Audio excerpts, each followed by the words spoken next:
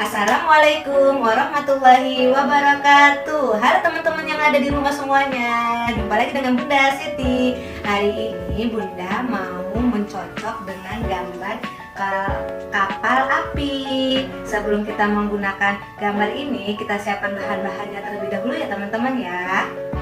Pertama kita siapkan pensil. Pensilnya teman-teman harus yang tajam ya untuk mencocoknya.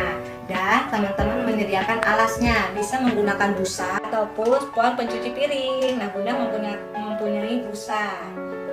Sebelum teman-teman mencocok ini, kita mewarnai terlebih dahulu. Kita warnai terlebih dahulu ya teman-teman ya. Yuk.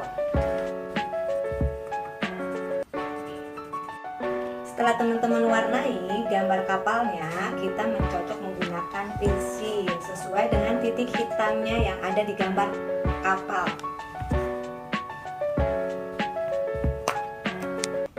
Setelah teman-teman dititikin, mencocok semuanya, teman-teman kita sobek menurut gambarnya. Nah, kita sobek.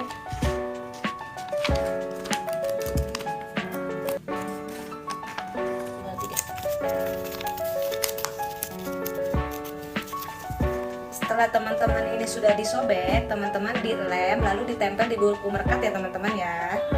Kita lem belakangnya.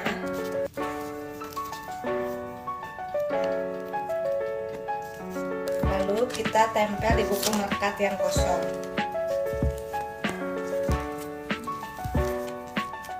Teman-teman tulis kapal api.